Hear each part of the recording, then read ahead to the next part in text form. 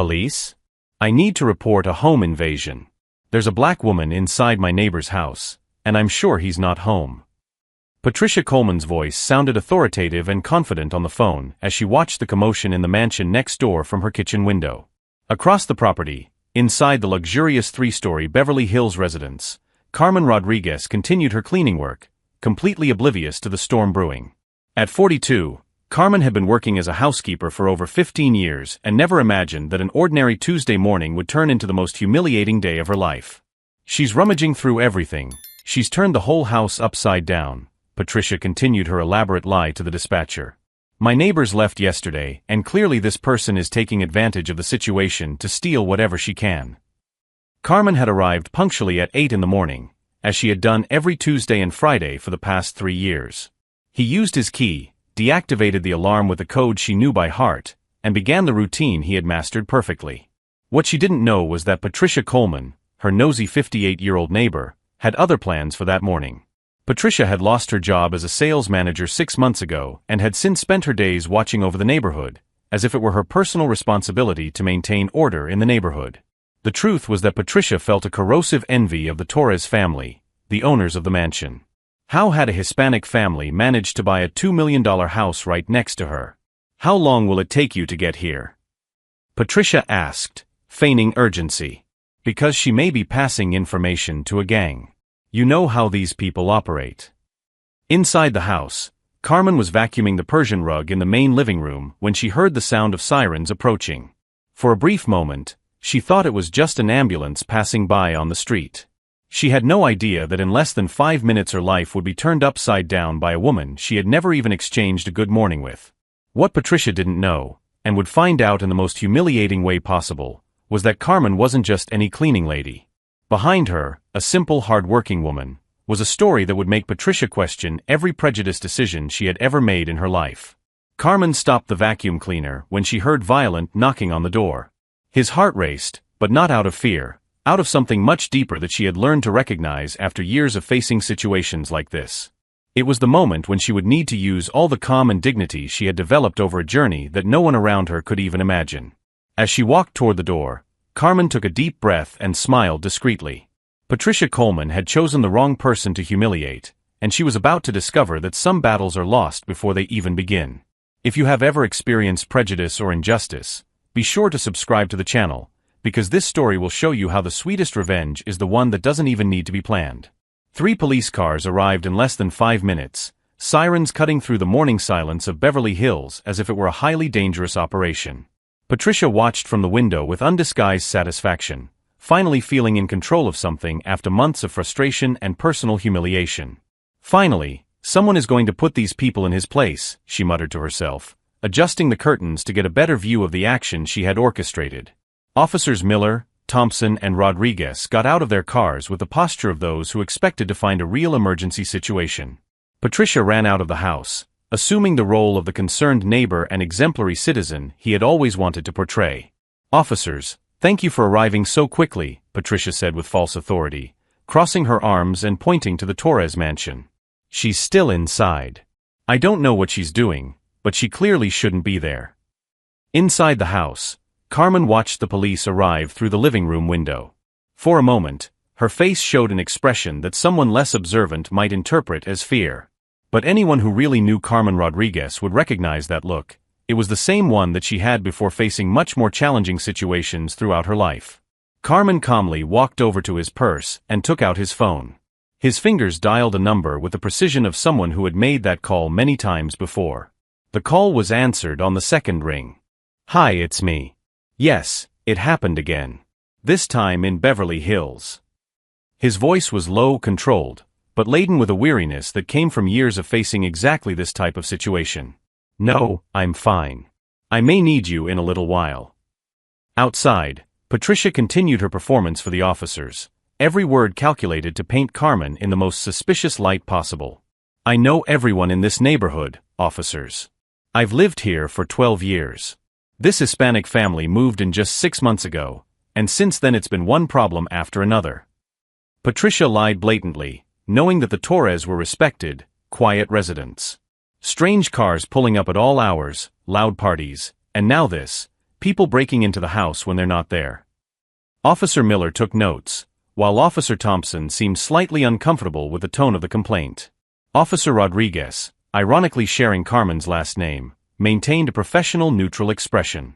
Are you sure the owners aren't home? Officer Thompson asked. Absolutely, Patricia replied without hesitation. I saw he leaving last night with suitcases.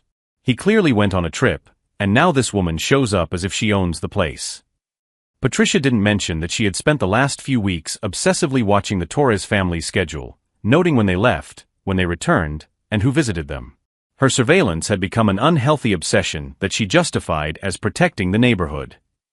Carmen opened the door before the officers could even knock. His posture was upright, his hands visible, and his face showed the calm of someone who knew exactly how to behave in police situations, a calm that came from experience, not innocence. Good morning, officers.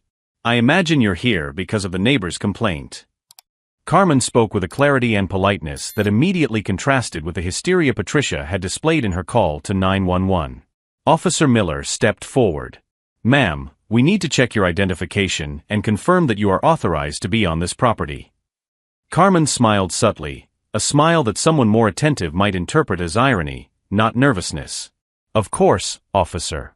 I have all the necessary documentation. She reached into her purse again, pulling out a well-maintained leather wallet. Patricia watched from the sidewalk, waiting for the moment when Carmen would be exposed as an intruder. In her mind, the public humiliation that would follow would validate all her prejudices and insecurities. Here is my identification, Carmen handed over the document. And here is the house key, provided by the owners. She showed a keychain with multiple keys. I've been working for the Torres family for 3 years, every Tuesday and Friday from 8 a.m. to 5 p.m. Officer Rodriguez examined the documents. And the owners know that she's here today? Perfectly, Carmen replied, taking out his phone. I can call Mrs. Isabella Torres right now, if necessary. They're in London for a medical conference. Dr. Torres is a cardiologist at Cedars-Sinai. Patricia felt the first sign that something was not going as planned. Carmen's confidence, the organized documentation, the precise information about the owners, none of it fit with the break-in narrative she had constructed.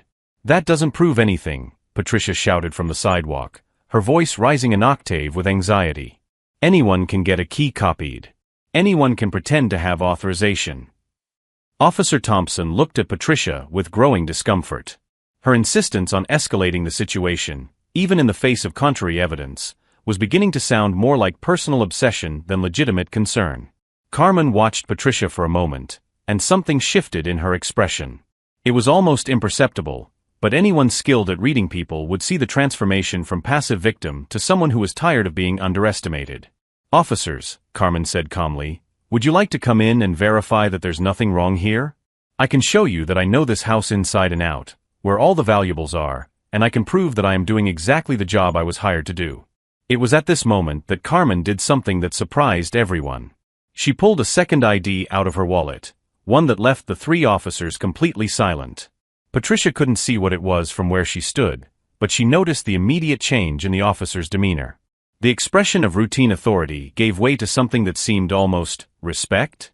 What Patricia Coleman didn't know, and would discover in the next few minutes in the most humiliating way possible, was that Carmen Rodriguez carried with her much more than cleaning rags and chemicals.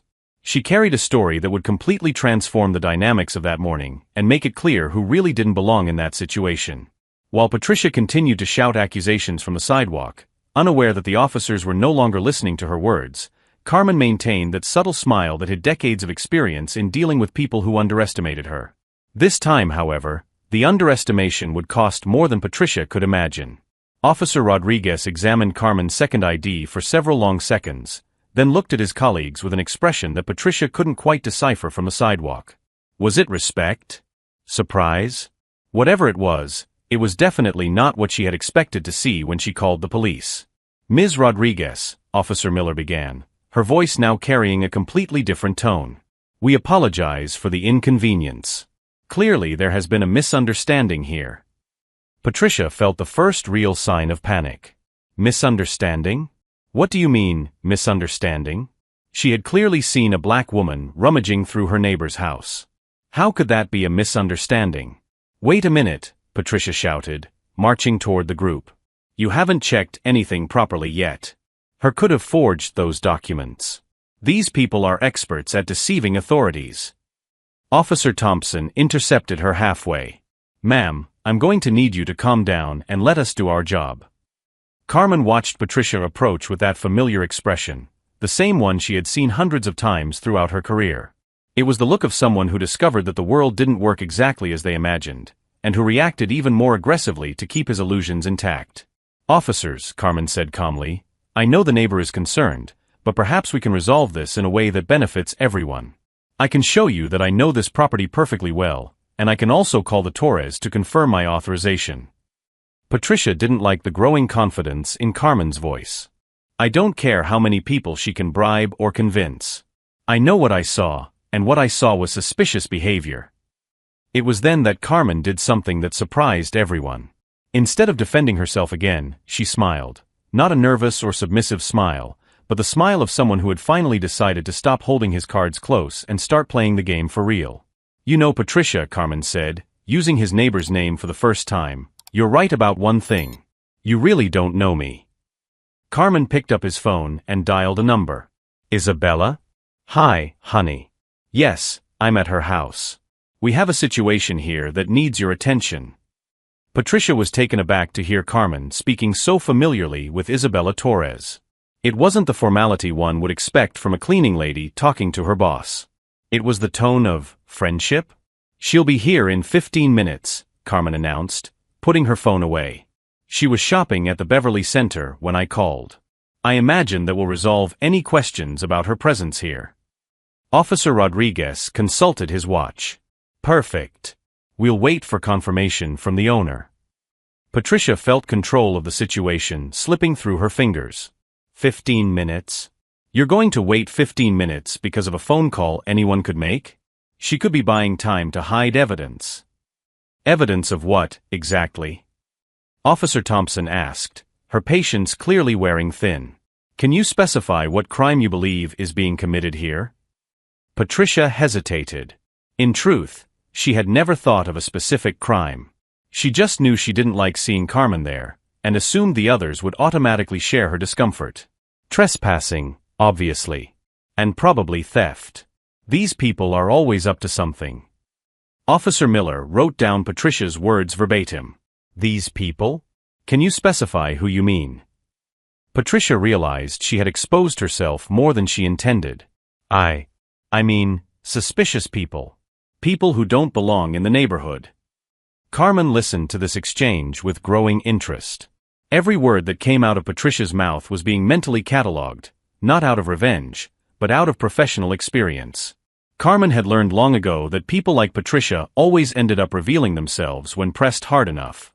Officers, Carmen said softly, while we wait for Isabella, may I suggest that the neighbor wait on her own property? I imagine she has more important things to do than stand here supervising my work.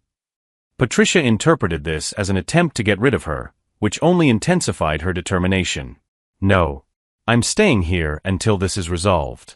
Someone needs to protect this neighborhood from people like her. Can you come? Great. Patricia watched the second call with growing anxiety. Who was James?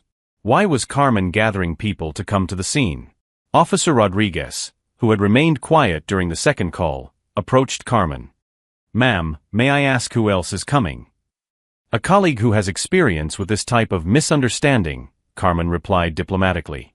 Someone who can help clarify the situation in a way that benefits everyone involved. Patricia didn't like the word colleague one bit.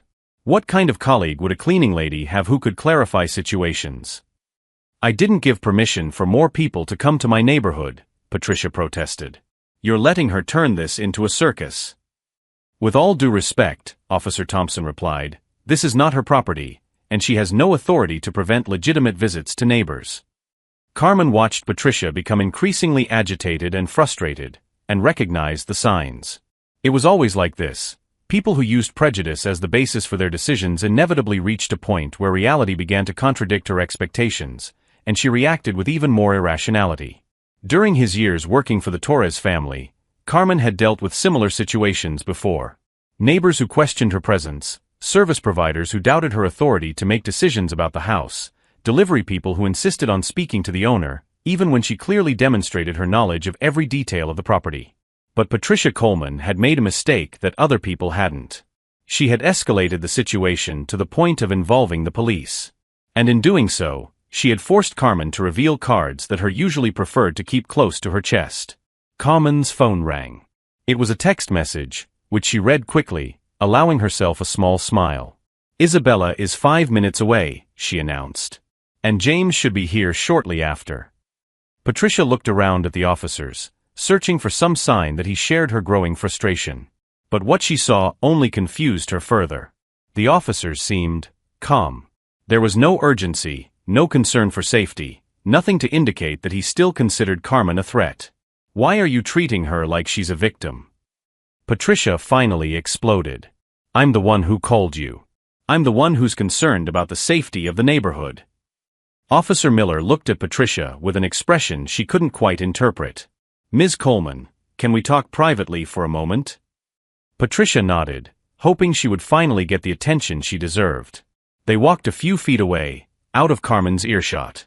"Ms. Coleman," Officer Miller began quietly, "you need to understand that the situation here is not what you initially described. Ms. Rodriguez has legitimate documentation, clearly knows the property, and has confirmed authorization from the owners." "But I know what I saw," Patricia insisted. "Her was acting suspiciously." "Defining suspicious behavior can be subjective," Officer Thompson added diplomatically. "And sometimes our perceptions can be influenced by factors that may not be relevant in determining whether a crime is being committed." Patricia felt as if she were being reprimanded, and she didn't like it one bit. "Are you implying that he is prejudiced?" The officers exchanged glances.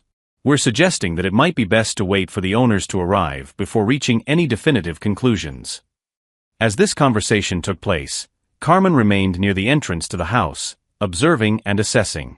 She had dealt with hundreds of Patricia Colemans throughout her career, and she knew exactly how these situations played out.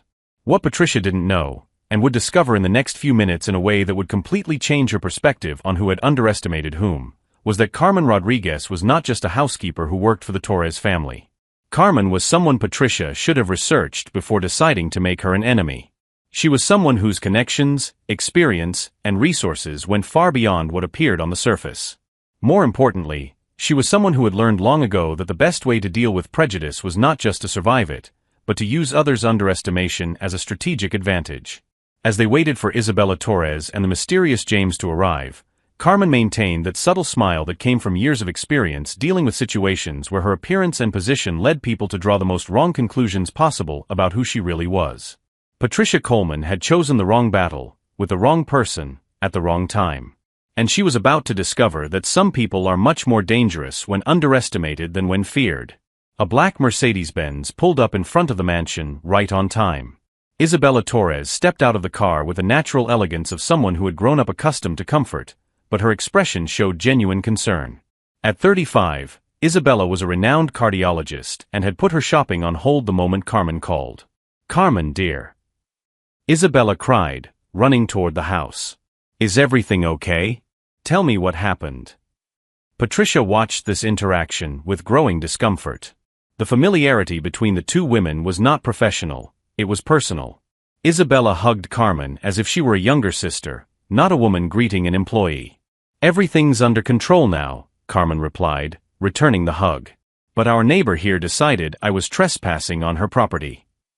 Isabella turned to Patricia with an expression that was a mixture of confusion and irritation. "Excuse me, but who exactly is he?" "I'm Patricia Coleman, I live next door," Patricia replied, trying to regain some authority. "And I was protecting his property from an obvious invasion." "Invasion?" Isabella laughed, but it wasn't a friendly laugh.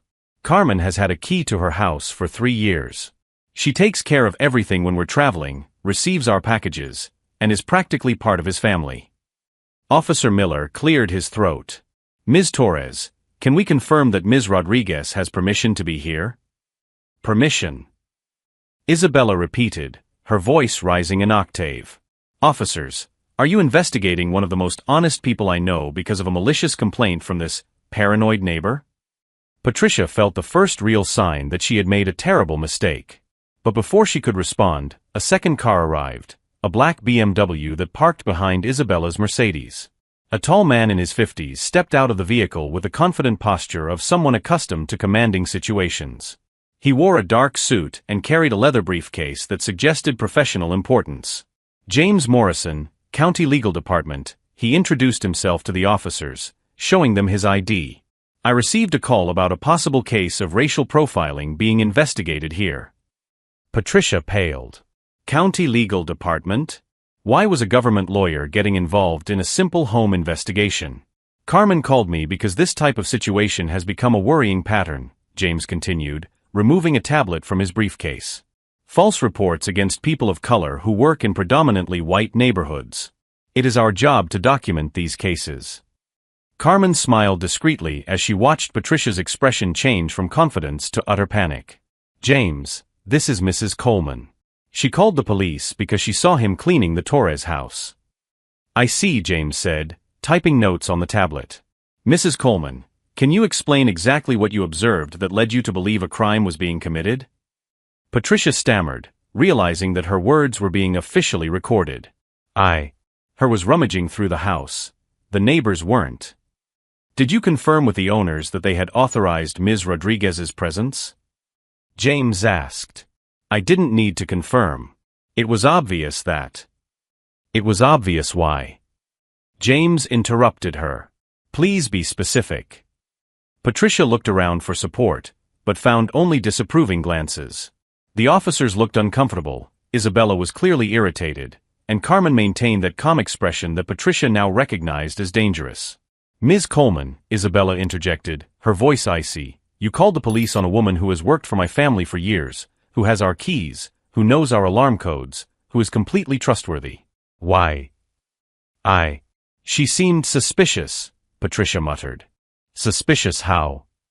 Carmen asked for the first time, her voice still calm but laden with an authority Patricia hadn't noticed before. Can you be more specific about what exactly seemed suspicious in his behavior? Patricia realized she was trapped. Any answer she gave would reveal his prejudice explicitly and publicly. James continued typing. For our records, Ms. Coleman, can you confirm whether your report was based on any specific evidence of criminal activity, or was it based on her, Ms. Rodriguez, appearance and race? This is ridiculous. Patricia exploded. You're trying to make me look racist when I was just protecting the neighborhood. No one is trying to make you look like anything, Carmen said softly. You are revealing yourself. It was then that Carmen decided to reveal the letter he had kept throughout the situation. James, I think it's time to tell Mrs. Coleman about my other job. James nodded. Officers, Ms. Torres, Ms. Coleman, I would like to formally introduce Dr. Carmen Rodriguez, Senior Civil Rights Consultant for our department and specialist in cases of racial discrimination. The silence that followed was deafening. Patricia stood completely still, as if the words couldn't penetrate her brain. Dr. Rodriguez works part-time for the Torres family by personal choice, James continued.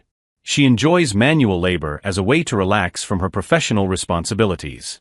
But her main job is to investigate and prosecute cases, just like the one we witnessed today. Carmen smiled, finally allowing herself to show some satisfaction. Ms. Coleman, thank you for providing me with a perfect case study of racial profiling in action. It will be very useful in my upcoming lectures on implicit bias. Patricia tried to speak, but could only produce incoherent sounds. The reality that she had chosen a civil rights expert to antagonize was slowly sinking into his consciousness.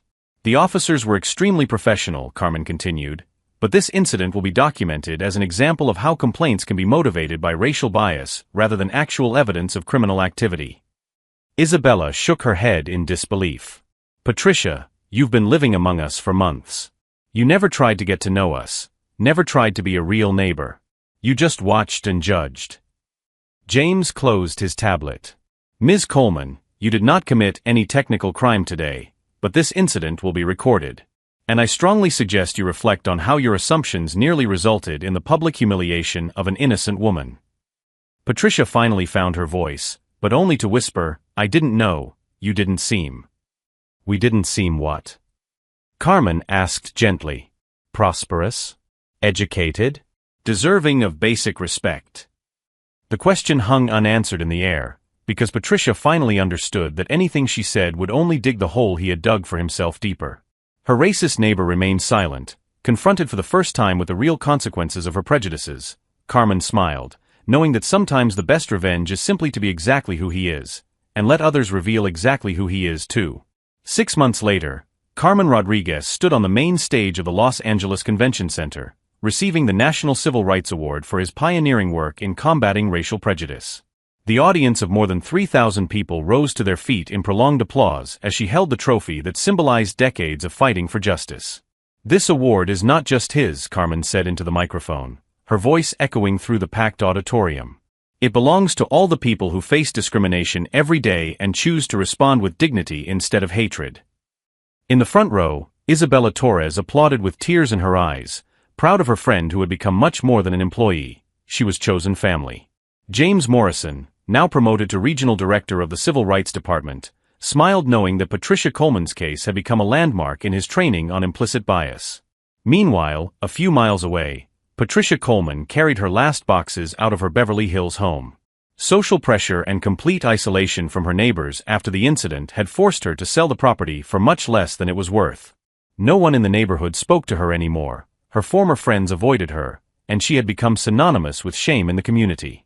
The incident had spread across social media when James Morrison shared the case as an educational example, omitting names but leaving enough details for any Beverly Hills resident to recognize the situation. Patricia discovered that being known as the racist neighbor was a label that would follow him wherever he went. Carmen continued to work part-time for the Torres family, not out of financial necessity, but because she found genuine peace in manual labor. It was his moment of reflection and respite from the intense responsibilities of his main career. The irony did not go unnoticed. While Patricia had tried to humiliate her for being just a cleaning lady, Carmen had turned that supposed weakness into her greatest strength. "The best revenge," Carmen concluded her acceptance speech, "is not to destroy those who try to harm us. It is to build something so great, so meaningful, that their attempts to diminish us become irrelevant in the face of what we have achieved." 3 years later, Carmen founded the Rodriguez Institute for Social Justice, funded by a $10 million donation she received from a businessman impressed by her story. The institute offers free legal assistance to victims of discrimination and trains organizations on how to identify and combat systemic bias. Patricia never fully recovered. She moved to a small apartment in a town where no one knew her, but she carried with her the bitterness of having destroyed her own life through the hatred she had cultivated. Her ex-husband, upon learning of the incident through mutual acquaintances, sent a simple message: "Now I understand why our daughter no longer speaks to me. She inherited her intolerance."